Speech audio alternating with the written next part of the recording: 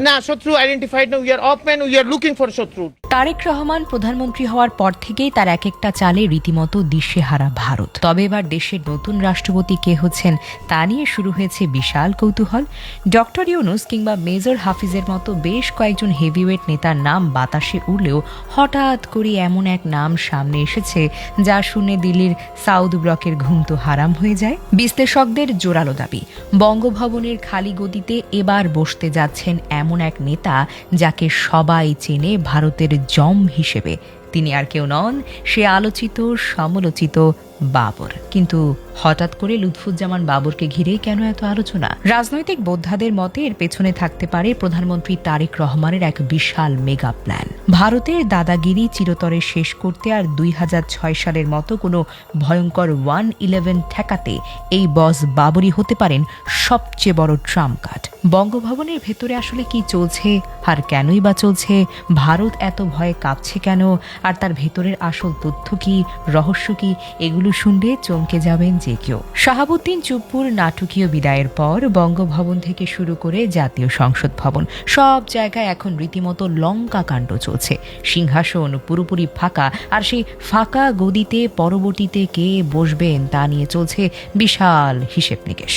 চায়ের কাপের আড্ডা থেকে শুরু করে বড় বড় নেতাদের ড্রয়িং রুম, এমনকি সাধারণ মানুষের মুখে মুখে সব জায়গায় একটাই প্রশ্ন ঘুরপাক খায়, কে হচ্ছেন বাংলাদেশের 23তম রাষ্ট্রপতি? প্রধানমন্ত্রী তারেক রহমানের রাজনৈতিক জীবনে এবং নেতৃত্বের ক্যারিয়ারে এটা হতে যাচ্ছে এ যাবৎকালের সবচেয়ে জটিল এবং তুখোর এক সিদ্ধান্ত। সোজা কথায় বলতে গেলে তারেক সরকারের সামনে এখন জোড়া মহাসংকট।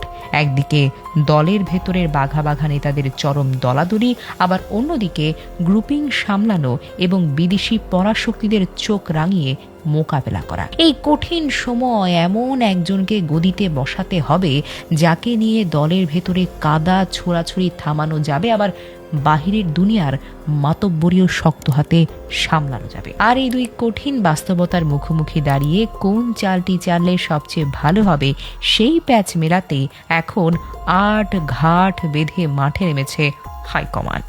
ভুল কোনো সিদ্ধান্ত নিলে পদে পদে ঘোল খেতে হবে। তাই তারেক রহমান অত্যন্ত চতুর খেলোয়াড়ের মতো একেবারে মেপে মেপে গুটি সাজিয়েছেন, যেন মোদী প্রশাসন কোনোভাবেই নাক গলাতে না পারে। আর এই বিশাল শূন্যতা পূরণের জন্য শুরুতেই সবচেয়ে মোক্ষম চাল হিসেবে আলোচনায় আসে নোবেল বিজয়ী ডক্টর মোহাম্মদ ইউনূসের নাম।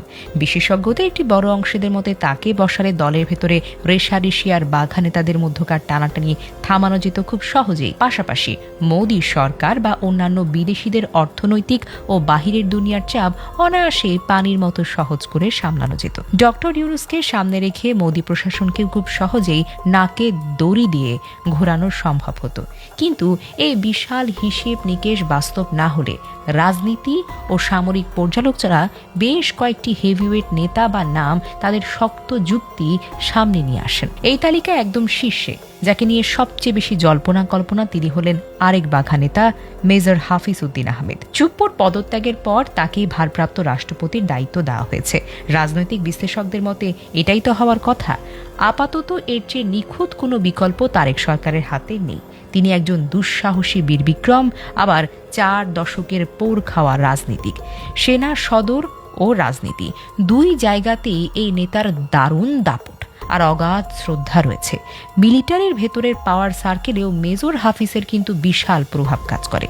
তাকে কেবল ভারপ্রাপ্ত না রেখে স্থায়ীভাবে রাষ্ট্রের 23তম রাষ্ট্রপতির দায়িত্ব দেওয়াটা হবে তারেক সরকারের সবচেয়ে বুদ্ধিমানের কাজ। কারণ মিলিটারি আর পলিটিক্স, এই বিপরীত মেরুর মাঝখানে তিনি হতে পারেন সবচেয়ে বিশ্বস্ত একটা আস্থার প্রতীক। এর মধ্যেই তিনি সংসদের সরকারি আর বিরোধী দল সবাইকে রাজকীয় কায়দায় দারুণভাবে গঠনমূলক ছবক এবং দিক নির্দেশনা দিয়ে দেশ জুড়ে সাধারণ মানুষের ব্যাপক প্রশংসা করিয়েছেন। মিডিয়ার লাইমলাইটেও এখন তিনি সবার আগে এগিয়ে। তাকে স্থায়ী রাষ্ট্রপতি বানালে তারেক সাহেবকে আর দলের ভেতর থেকে অন্য কোনো সিনিয়র নেতাকে ধরে টানাটানি করা বা বাদ দেওয়ার মন মানসিকতা রাখতে হবে না। কিন্তু ঠিক এই জায়গাতে বসে একটা বড় প্যাচ লেগে যায়।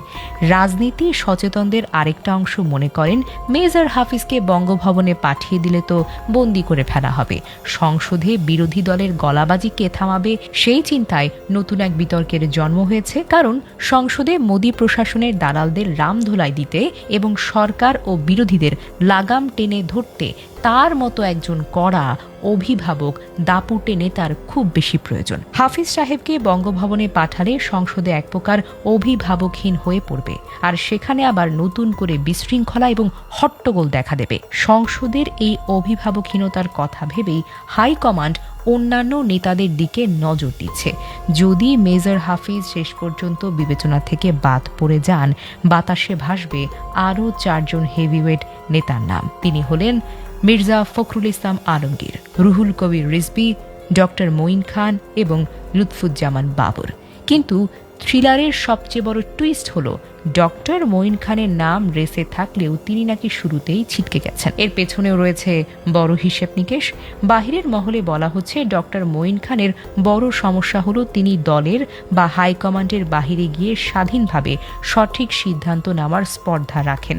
তারেক সাহেবের সিদ্ধান্তের বাহিরে গিয়েও নিজের স্বাধীন মতামত প্রকাশের বুকের পাটা তার আছে, কিন্তু হাইকমান্ড বঙ্গভবনে এমন কাউকে চায় না যিনি দলের বাহিরে গিয়ে নিজস্ব দৃষ্টিভঙ্গি খাটাবেন বা নিজের সিদ্ধান্ত নেবেন। তারেক সরকার আদতে চায় শাহাবুদ্দিন চুপ্পুর মতোই একজন অনুগত কাউকে, যিনি ছায়ার মতো কাজ করবেন, বঙ্গভবন থেকে দলের স্বার্থ বিকিয়ে দেবেন না।